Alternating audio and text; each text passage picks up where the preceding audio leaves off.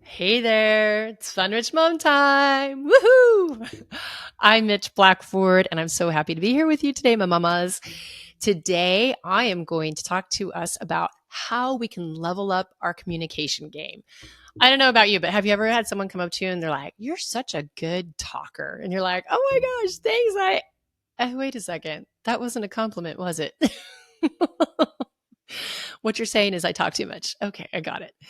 Well, we don't want to be that person. We want to be the one they come up to and they're like, wow, I love talking with you. So that's what we're diving into today. With that, let's get started.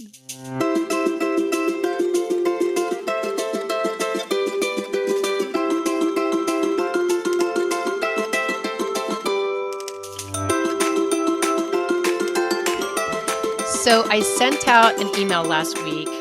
Actually, you know what? I'm going to pause here. I'm going to do a shameless plug for my emails. If you are not on my list, why not?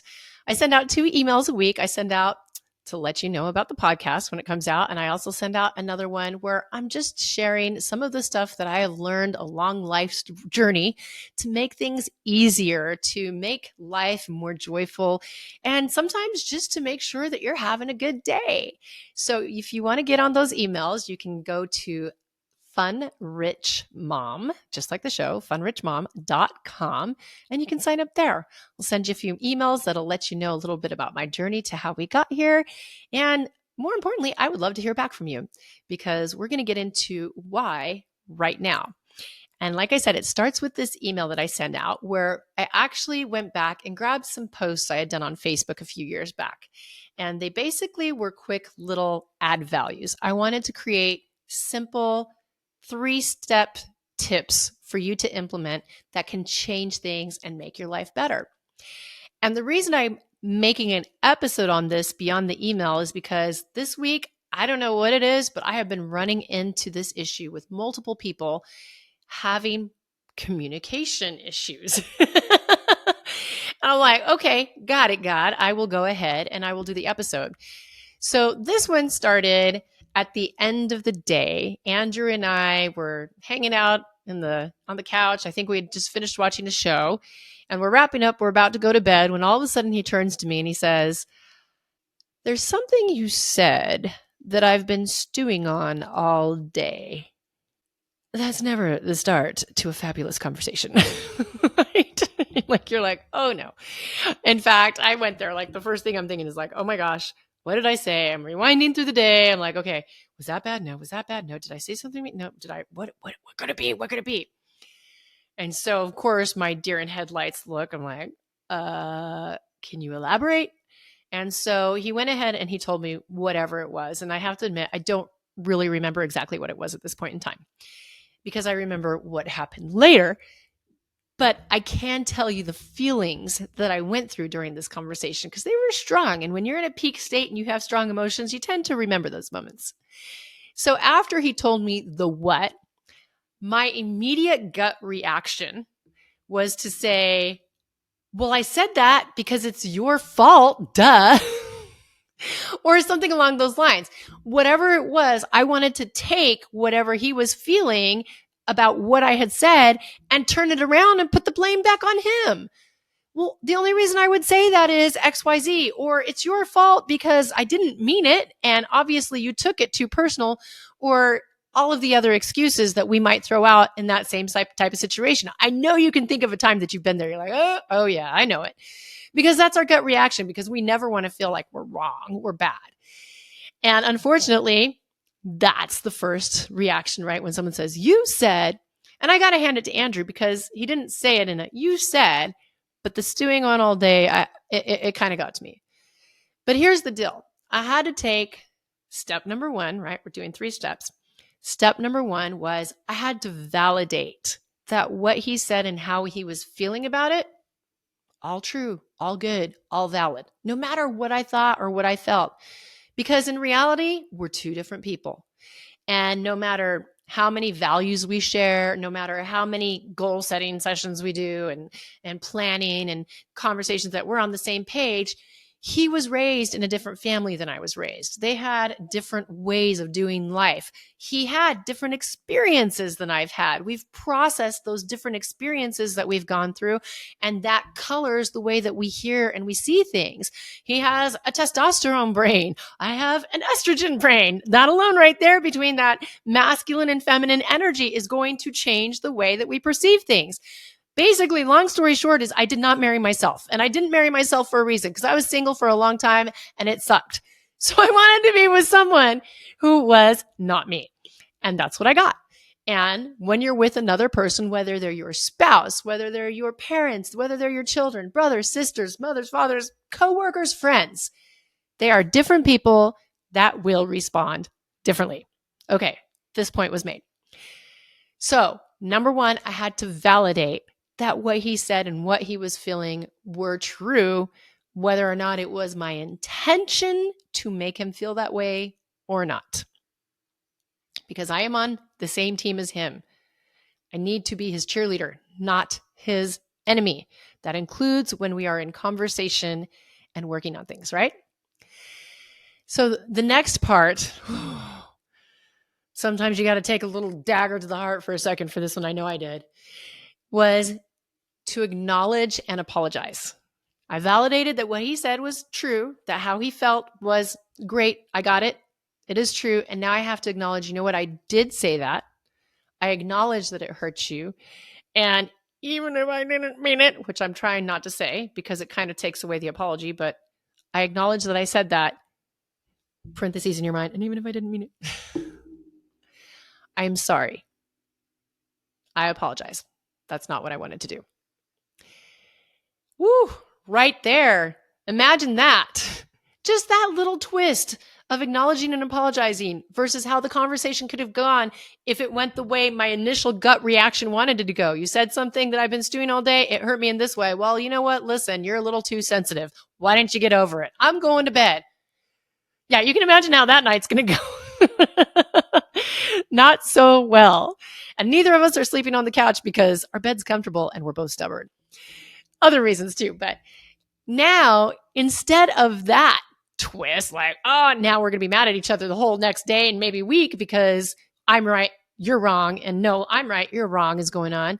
Now I've taken away all of that bad power, all of that walking on eggshells that you're about to approach from the blame game. Now I've taken it away.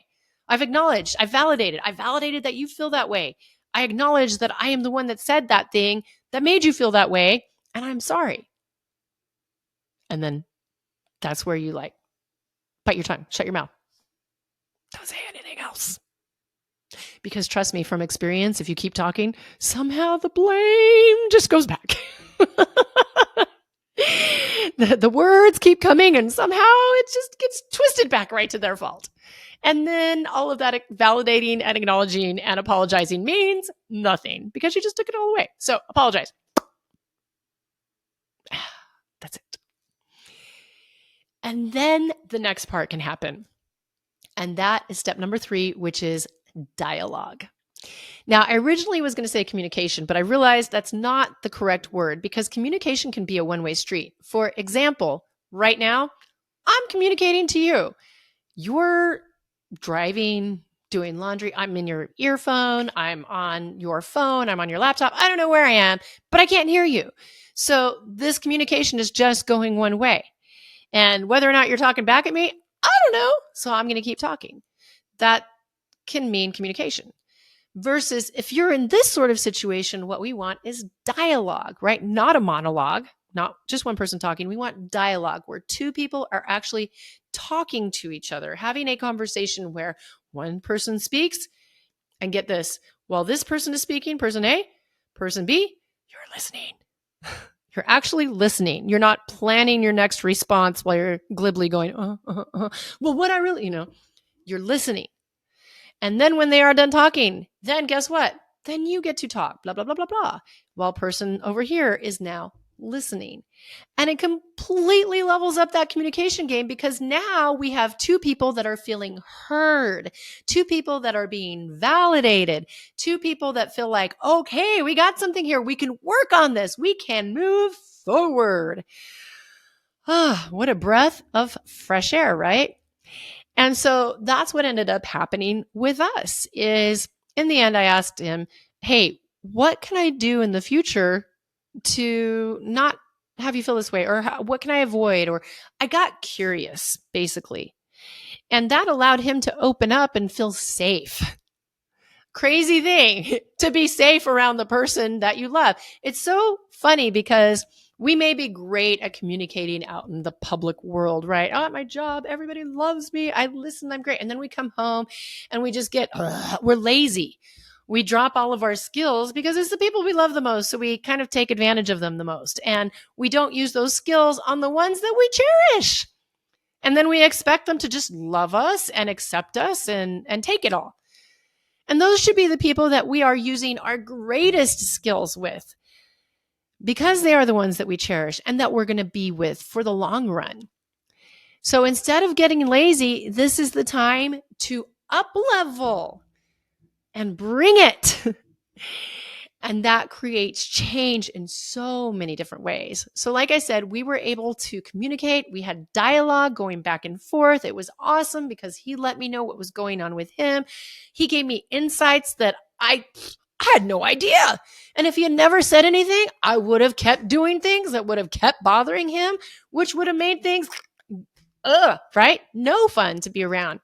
And then it also gave me an opportunity to realize, oh, hey, by the way, not in a blame way, right? I'm not blaming and I wasn't bringing this back up, but it was just like, oh, you just helped me realize maybe why I was doing this, or you helped me realize, oh, there was some stuff that I've kind of been sitting on that hasn't felt so good, and maybe we can work on this together.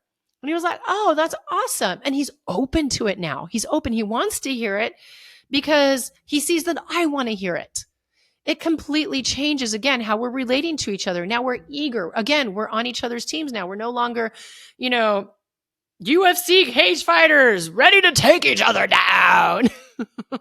May one person come out victorious. No, we are a team sport. We are on the same team. Our goal is a common one. Our goal is to both of us win together, because if we both win together, guess what? We end the night on a bang, which we did. And it's so much better than ending the night, back to back and waking up the next morning playing the silent game. Or what else can I bring up to let you know how bad you are and how great I am game? Ever been there? Yeah, me neither. So those are the 3 steps: validate, acknowledge, apologize, and dialogue. And then if we are on the other foot and your person that, I don't know, you're in a relationship, your husband, your wife, your kid, whoever it is, had said something to you that you have been stewing on all day, how do we approach them? Okay, well, maybe the stewing on all day wasn't the best way. And at the same time, he was pretty calm. So maybe it was. But this is the way I think can avoid a lot of walls going up. And that is approaching someone with curiosity and under the assumption that they didn't mean you any harm. And you're like, they called me a witch. What do you mean I'm supposed to assume that they didn't mean any harm? Yeah.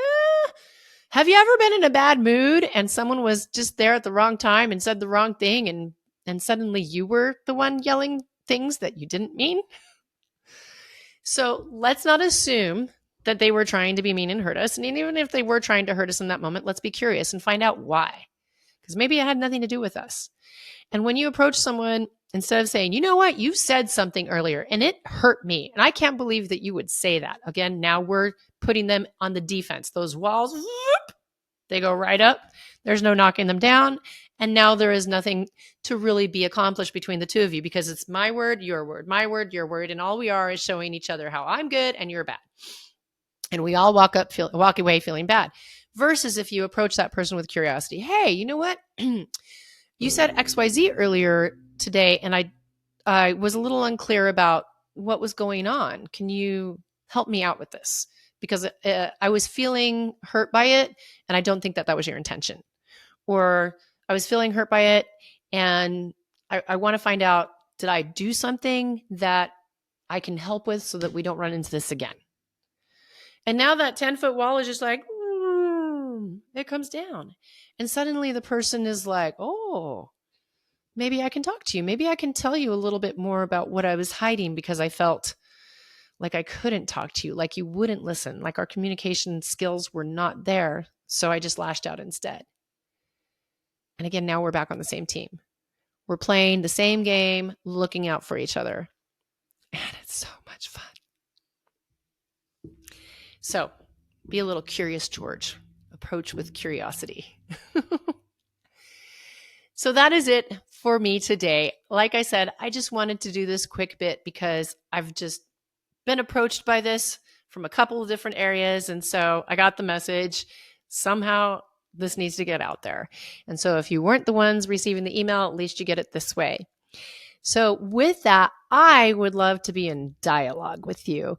Email me back, comment, let me know what's been going on with you. How can you raise your communication game? What skills are you working on? What are you trying to work on in life that you need help with? Maybe we can work it out together.